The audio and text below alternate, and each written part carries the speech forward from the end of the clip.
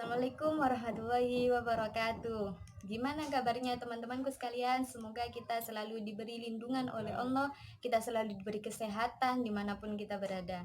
Nah, di sini saya Dwi Ayu Mazidah, NIM 192100083 akan menerangkan tentang melacak ketersambungan ragam sanad bacaan dan gerakan sholat perspektif kutubus sittah. Nah, mengapa sih kita belajar ini? Karena kita sebagai mahasiswa, sebagai orang yang menuntut ilmu, kita itu harusnya itu tahu mana sih sumbernya dari ibadah yang kita lakukan sehari-hari. Meskipun dalam Islam beribadah itu dibolehkan untuk taklid, yaitu sekedar menganut-nganut saja. Namun, alangkah baiknya kita itu mengetahui dari mana sumbernya, apa dalilnya, apa yang melatar belakanginya. Nah, seperti itu. Kemudian sebelumnya, sholat itu apa sih? Sholat dalam bahasa itu artinya adalah doa. Sedangkan menurut syara adalah menghadap kepada Allah dengan sepenuh jiwa dan raga atas dasar ketakwaan kepada Allah. Mengagungkan kebesarannya dengan cara beribadah dengan khusyuk dan ikhlas melalui bacaan dan gerakan yang dimulai dari takbir dan diakhiri dengan salam, dan juga menurut tata cara yang sudah ditentukan.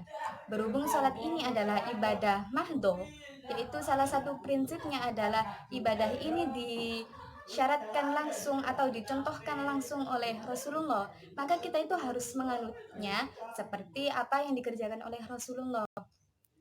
Nah, di sini kita akan membahas tentang bacaan dan gerakan sholat perspektif kutubus sittah. Nah, ketika dalam kutubus sittah itu kan 6 kitab ya, 6 kitab hadis yang sangat banyak sekali hadisnya. Saya di sini akan menjelaskan satu hadis dari satu gerakan atau bacaan dalam sholat tersebut. Karena ketika saya mengutarakannya secara langsung akan membutuhkan waktu yang lama gitu. Nah, ketika kalian nanti bisa mengecek hadisnya ini di makalah yang akan saya share nanti. Nah, kita sekarang masuk pada pembahasan, yaitu pertama adalah gerakan takbir. Nah, saya ini mengutip dari kitabnya Imam Abu Dawud, yaitu hadis ke-671. An Ali bin Abi Thalib an Rasulillah sallallahu alaihi wasallam annahu kana idza qama ila sholatil maktubah kabbara wa rafa'a yadayhi khadwa mankibihi wa yasna'u mithla dhalik idza qada qira'atahu wa idza arada ay yarka'a wa yasna'uhu ila fara'a min ar-ruku'i wa la yarfa'u yadayhi fi syai'in min as-salatihi wa huwa qa'idun wa idza qama min as-sajdataini wa rafa'a yadayhi kadzalik wa kabbara wa 'ada nahwal hadithi Abadil Aziz fi du'ai yazidu wa yanqusu syai'i wa lam yadkaru wal khairu kullahu fi yadayka wa syarra laysa ilaika wa zada fihi wa yaqulu indan sirafihi minas salati Allahumma ghfirli ma qaddamtu wa ma akhartu wa ma asrartu wa ma a'lantu anta ilahi la ilaha illa anta. Nah, artinya dari Ali bin Abi Thalib radhiyallahu anhu dari Rasulullah Shallallahu Alaihi Wasallam bahwasanya apabila beliau berdiri untuk memulai mengerjakan sholat fardu, beliau bertakbir dan mengangkat kedua tangan sejajar dengan kedua bahu. Beliau juga mengajarkan seperti itu pula. Setelah selesai membaca Al-Fatihah dan surah, apabila hendak ruku, beliau mengerjakannya pula. Apabila bangkit dari ruku atau iktidal, beliau tidak mengangkat kedua belah tangan dalam mengerjakan sholat sewaktu beliau duduk.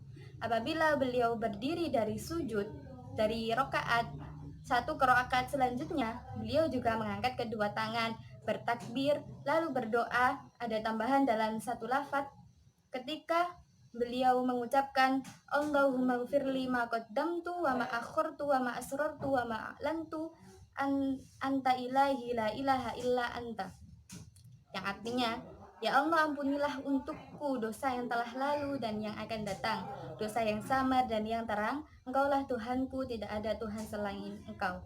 Hadis ini ada yang mengatakan sahih, ada yang mengatakan hasan. Kemudian kita lanjut ke hadis tentang iftitah ya. Di sini saya mengambil dari kitabnya An-Nasai. Hadis nomor 886. Akhbarona Umar bin Uthman bin Sa'id qala hadatsana Syurah bin Zaid Hadrami qala akhbarani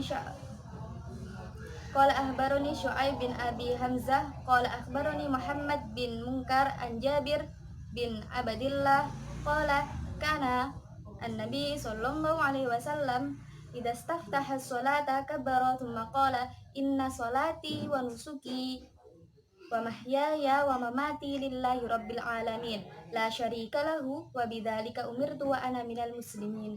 Allahumma hdini li ahsanal a'mali wa ahsanal akhlaqi wa la yahdi li ahsaniha illa anta wa qini sayyi'il a'mali wa sayyi'il akhlaqi la baqiya sayyinha illa anta. Nah, telah mengabarkan kepada kami Amr bin Utsman bin Sa'id, dia berkata, telah menceritakan kepada kami Syuraih bin Yazid al-Hadrami, dia berkata, telah mengabarkan kepadaku Syu'aib bin Hamzah, dia berkata, telah mengabarkan kepadaku Muhammad bin Munkadir dari Jabir bin Abdullah, dia berkata bahwa Rasulullah Shallallahu Alaihi Wasallam memulai sholat, maka beliau bertakbir. Kemudian beliau mengucapkan doa yang artinya, sesungguhnya sholatku, ibadahku, hidupku, dan matiku hanyalah bagi Allah, Rabb semesta alam yang tidak ada sekutu baginya. Demikianlah aku diperintahkan, dan aku termasuk kaum muslimin. Ya Allah, tunjukkanlah saya kepada perbuatan yang baik dan kepada akhlak yang baik. Karena tidak ada yang bisa menunjukkan kepada yang terbaik kecuali Engkau. Jagalah aku dari perbuatan jelek dan akhlak yang jelek, karena tidak ada yang bisa menjagaku dari kejelekan kecuali Engkau. Nah, dari dua hadis yang sudah saya sebutkan tadi kan, jadi kita itu sudah tahu mana sih dasarnya kita takbir, mana sih dasarnya kita iftitah. Jadi level kita itu sudah tidak taklid lagi, tapi mutabi gitu. Kita itu mengetahui mengapa kita beribadah seperti ini, mengapa kita itu modelnya itu beribadah seperti ini gitu loh. Kemudian kita beralih ke bacaan ketika berdiri dari ruku. Bacaan ketika berdiri dari ruku, yaitu saya ambil dari kitabnya Imam An-Nasai, Sunan An-Nasai, nomor hadisnya 1059. Akhbarona Humaid bin Musa'adah qala haddatsana Yazid bin Zurai qala haddatsana Syu'aib an Umar bin Murrah an Abi Hazama ar-rajulin min bani Abbasin an Hudzaifah annahu shalla ma'a Rasulillah sallallahu alaihi wasallam data lailatin fasami'ahu hina kabbara qala Allahu akbar dal jabruti wa malkuti wal kibriyai wal adamati wa kana yaqulu fi ruku'ihi subhana rabbiyal azimi wa idza rafa'a ra'sahu minar ruku'i qala li rabbil hamdu wa fi sujudi subhana rabbiyal a'la wa baina sajdaini rabbi ufirli wa kana qiyamuhu wa ruku'ahu idza rafa'a ra'sahu minar ruku'ihi wa sujudihi wa ma baina sajdataini qariban minas sawa. Artinya, telah mengabarkan kepada kami Humaid bin Mas'adah, dia berkata, telah menceritakan kepada kami Yazid bin Zurai, dia berkata telah menceritakan kepada kami Syu'bah dari Amr bin Murrah, dari Abi Hamzah, dari seorang laki-laki dari Bani Abbas, dari Hudzaifah, bahwa suatu malam dia pernah sholat bersama Rasulullah Shallallahu Alaihi Wasallam.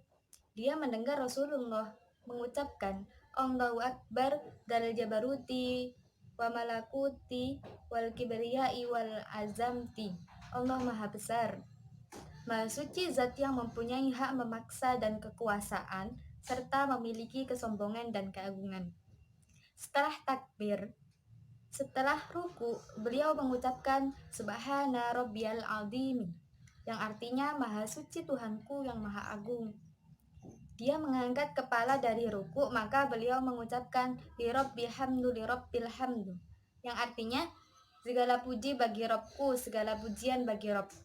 Saat sujud, beliau mengucapkan Subhana Rabbiyal A'la, Maha suci Tuhanku yang maha tinggi. Sedangkan saat dia sujud, beliau mengucapkan Rabbil firli, wahai Tuhanku, ampuni aku. Wahai Tuhanku, ampunilah aku.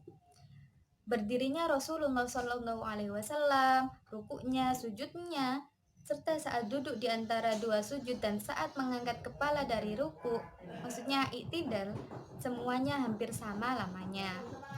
Nah, itu adalah hadis tentang ruku dan sujud. Selanjutnya kita beralih ke iktidal. Di sini saya menyebutkan hadis yang diriwayatkan oleh muttafaq alaih. An Abi Hurairah anna Rasulullah sallallahu alaihi wasallam kana idza qama sami Allahu liman hamidah qala rabbana walakal hamd. Yang artinya dari Abu Hurairah bahwa Rasulullah sallallahu alaihi wasallam apabila mengucapkan sami Allahu liman hamidah, itu pada waktu takbir ya. Artinya Allah Maha mendengar dan Allah lagi Maha mendengar hamba yang memujinya. Beliau membaca Rabbana walakal hamdu. Tuhan kami, pujian memang milikmu. Hadis ini diriwayatkan oleh Sahih Abu Dawud juga dalam hadisnya yang nomor 787. Kemudian hadis tentang duduk di antara dua sujud, saya mengambilnya dari kitab Ibnu Majah. Tapi hadis ini juga diriwayatkan oleh Imam Abu Dawud dalam kitabnya Sunan Abu Dawud nomor hadis 796. Bunyinya, An Ibni Abbas qala kana Rasulullah sallallahu alaihi wasallam yaqulu bainas sajdataini fi sholatil laili rabbighfirli warhamni wajburni warzuqni warfa'ni.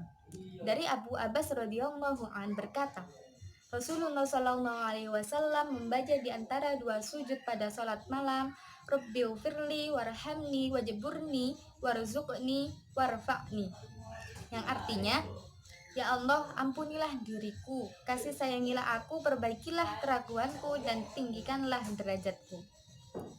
Lalu kita membahas tentang tasyahud. Tasyahud saya ini ambil dari hadisnya dari kitabnya Imam Bukhari, nomor hadisnya 788. Bunyinya, Haddasana Abu Nuaim qala haddasana A'mash an Syaqiqi bin Salamah qala Abdullah kunna idza shallaina khalfan nabi sallallahu alaihi wasallam qulna assalamu ala Jibril wa Mikail assalamu ala fulanin wa fulanin faltafta ilaina Rasulullah sallallahu alaihi wasallam faqala inna allaha huwas salamu fa idza shalla ahadukum falyakul at-tahiyyatu lillahi was shalawatu thayyibat assalamu alaina ayyuhan nabiyyu wa rahmatullahi wa barakatuh assalamu alaina wa ala ibadillahi sholihin fa innakum idza qultumuha asabat kulla abadil lillahi sholihin fil sama'i wal ardi asyhadu an la ilaha illallah, yang artinya telah menceritakan kepada kami, Abu Nuaim berkata, telah menceritakan kepada kami Al-Amshi dari Syaqiq bin Salamah berkata, Abdullah berkata, jika kami sholat di belakang Rasulullah Shallallahu Alaihi Wasallam, kami membaca Assalamu ala Jibril wa Mikail, Assalamu ala fulan wa fulan. Semoga kesejahteraan terlimpahkan kepada malaikat Jibril dan Mikail, dan semoga kesejahteraan terlimpahkan kepada si fulan dan si fulan. Lalu Rasulullah Shallallahu Alaihi Wasallam menoleh ke arah kami seraya bersabda, sesungguhnya Allah dialah As-Salam. Maka jika seseorang dari kalian sholat, hendaklah ia membaca at-tahiyyatu lillahi was-shalawatu wat-thayyibat. Assalamu alayka ayyuhan nabiyyu wa rahmatullahi wa barakatuh. Assalamu alaina wa ala ibadillahi sholihin. Artinya, segala penghormatan hanya milik Allah, juga segala pengagungan dan kebaikan. Semoga kesejahteraan terlimpahkan kepada engkau, wahai Nabi, dan juga rahmat dan berkahnya. Dan semoga kesejahteraan terlimpahkan kepada kami dan kepada hamba-hamba Allah yang solih. Sesungguhnya jika kalian mengucapkan seperti ini, maka kalian telah mengucapkan salam kepada seluruh hamba Allah yang solih di langit maupun di bumi. Kemudian hadis ini dilanjutkan dengan bacaan ini dilanjutkan dengan bacaan asyhadu alla ilaha illallah wa asyhadu anna muhammadan abduhu wa rasuluh. Artinya, aku bersaksi tidak ada Tuhan yang berhak disembah kecuali selain Allah, dan aku bersaksi bahwa Nabi Muhammad adalah hamba dan utusannya. Nah, setelah kita mengetahui hadis ini, kita kan jadi tahu berarti dulu tuh orang-orang itu baca tahiyat itu seperti yang tadi, yaitu Jibril Mikail tadi, kemudian itu dibenarkan oleh Rasulullah dengan at-tahiyatul mubarakatuh salawatu dan seterusnya. Kemudian kita melangkah ke tahap selanjutnya, yaitu bacaan dan gerakan sholat bagian salam. Hadasana Bundar Muhammad bin Bashar, hadasana Abdurrahman bin Mahdi, hadasana Sufyan an Abi Ishaq an Abi Ahwas an Abdillah anin Nabi sallallahu alaihi wasallam annahu kana yusallimu an yaminihi wa an yasarihi, assalamualaikum warahmatullah, assalamualaikum warahmatullah. Bundar Muhammad bin Bashar menceritakan kepada kami, Abdurrahman bin Mahdi menceritakan kepada kami, Sufyan memberitahukan kepada kami dari Abu Ishaq, dari Abu Al-Ahwash, dari Abdullah, dari Nabi Shallallahu Alaihi Wasallam. Beliau mengucapkan salam ke arah kanan dan arah kirinya, Assalamualaikum warahmatullahi, Assalamualaikum warahmatullahi. Jadi dari hadis ini kita tahu bahwa dulu Nabi Muhammad juga salamnya itu menoleh ke kanan dan ke kiri, dan bacaannya yaitu Assalamualaikum warahmatullahi, Assalamualaikum warahmatullahi. Nah, setelah kita membahas tentang ketersambungan, setelah kita membahas tentang hadis-hadis yang telah saya sebutkan tadi, kita kan jadi tahu mana sih sumbernya ibadah yang kita lakukan sehari-hari itu.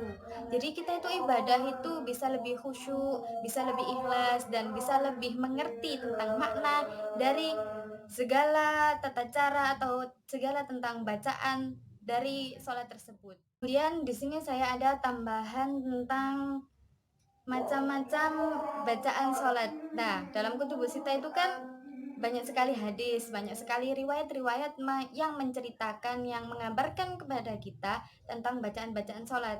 Di sini saya sudah merangkum bacaan-bacaan sholat yang ada dalam kutubus sitah.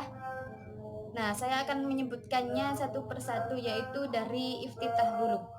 Dari iftitah ini ada beberapa bacaan yang bisa kita baca dalam gerakan iftitah, yaitu yang pertama, Allahumma badi' baini wa baina khotoya kama ba'atta bainal masyriqi wal maghrib. Allahumma nakkini minal khotoya kama yunaqqa thawbul abyadu minad danasi. Allahumma ghsil khotoya bil ma'i wa thalji wal baradi. Nah, di sini diriwayatkan oleh Imam Bukhari dan Imam Nasai. Kemudian ada lagi subhanakallahumma wa bihamdika wa tabarakasmuka wa ta'ala jadduhu wa la ilaha ghairuka. Hadis ini diriwayatkan oleh Imam Muslim, Imam Tirmizi, dan Imam Abu Dawud. Kemudian ada lagi inna sholati wa nusuki wa mahyaya wa mamati lillahi rabbil alamin la syarika lahu wa bidzalika umirtu wa ana minal muslimin. Allahumma hdini li ahsanil a'mali wa ahsinil akhlaqi la yahdi li ahsaniha illa anta wa qini sayyiatil a'mali wa sayyiatil akhlaqi la yaqini sayyiataha illa anta. Hadis ini diriwayatkan oleh Imam Nasai. Kemudian yang terakhir, bacaan iftitah yang saya peroleh dari kitab Kutubus Sittah ini adalah bacaan Inni wajjahtu wajhiya lilladzi fataras samawati wal arda hanifan wa ma ana minal musyrikin. Inna salati wa nusuki wa mahyaya wa mamati lillahi rabbil alamin la syarika lahu wa bidzalika umirtu wa ana minal muslimin. Allahumma antal maliku la ilaha illa anta ana abduka dhalamtu nafsi wa taraftu bidambi faghfirli dunubi jami'an la yaghfiru dunuba illa anta wahdini li ahsanil akhlaqi la yahdi li ahsaniha illa anta wasrif anni sayyi'ataha la yasrif anni sayyi'ataha illa anta labbaika wa sa'daika wal khairu kullahu fi yadaika wa syarru laysa ilaika ana bika wa ilaika tabarakta wa ta'alaita astaghfiruka wa atubu ilaih. Hadis ini diriwayatkan oleh Imam Nasai. Kemudian kita melanjut ke bacaan ruku dan sujud. Di sini ada banyak sekali riwayat yang menyebutkan tentang bacaan dan gerakannya sujud. Yang pertama adalah bacanya Subhanaka Allahumma Rabbana wa bihamdika Allahumma gfirli. Ini diriwayatkan oleh Imam Bukhari.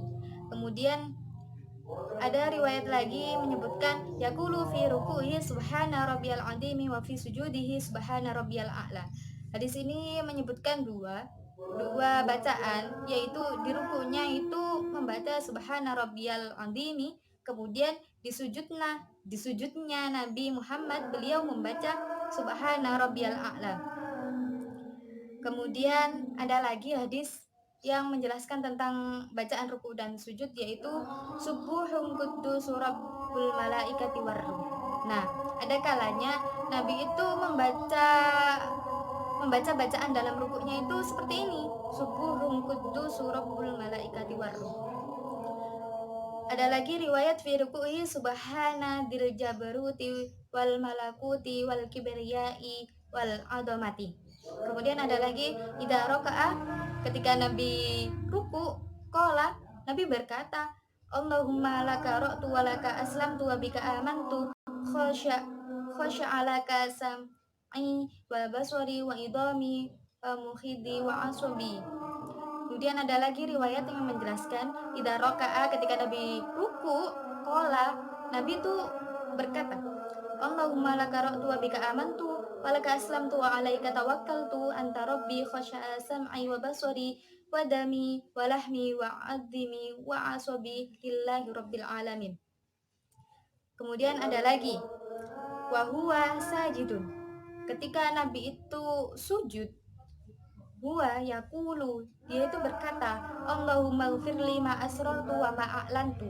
Dia itu berkata seperti itu, Allahumma gfirli ma asrartu wa ma a'lantu. Kemudian ada lagi wa huwa sajidun, ketika Nabi itu orang yang sujud. Maksudnya dia tuh beliaunya itu sujud. Wa huwa yaqulu, beliau mengucapkan a'udzu biridhaka min sukhtika wa a'udzu bi mu'afatika min uqubatika wa a'udzu bika minka la uhsi sana'an 'alaika anta kama asnaita 'ala nafsi.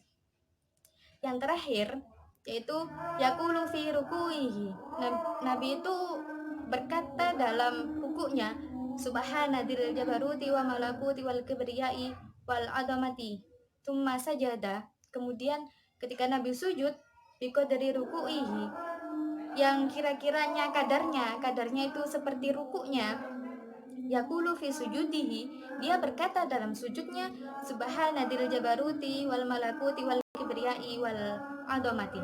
Jadi bacaannya Nabi ketika ruku dan ketika sujud itu sama, itu subhana itu tadi. Kemudian i'tidal ini cuma ada dua macam bacaan yang disebutkan dalam kutubus sita tentang bacaan i'tidal ini, yaitu yang pertama adalah sami Allahu liman hamidah Rabbana walakal hamdu mil'us samawati wa mil'ul ardi wa mil'u ma bainahuma wa mil'u ma syi'ta min syai'in ba'du. Kemudian yang kedua, Allahumma Rabbana walakal hamdu mil'us samawati wa mil'ul ardi wa mil'u ma syi'ta min syai'in ba'du. Allahumma la mani alima a'taita wa la mu'tiya lima mana'ta wa la yanfa'u dzal jaddi minkal jadd. Nah, dalam duduk di antara dua sujud ini juga cuma ada dua riwayat yang menyebutkan bacaan yang berbeda, yaitu yang pertama itu Robbil firli warhamni wajburni wahdini warzuqni. Ini hadis yang pertama. Yang kedua itu cuma menyebutkan Robbil firli. Jadi ada kalanya ketika Nabi itu duduk di antara dua sujud, beliau itu cuma berdoa Robbil firli.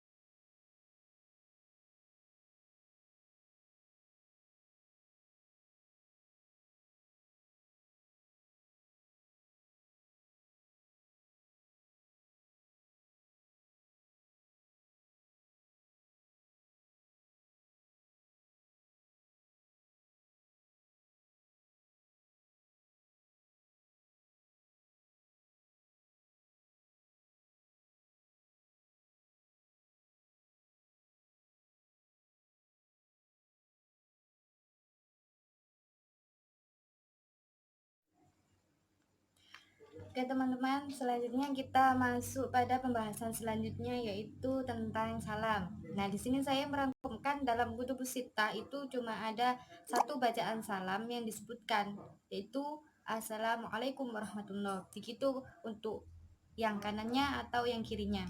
Selanjutnya ini saya ada tambahan tentang zikir sesudah salam. Nah, di sini ada beberapa riwayat yang menyebutkan ada ketentuan zikir dalam sholat itu. Tapi ini tuh tidak diwajibkan karena zikir itu berada di luar gerakannya sholat.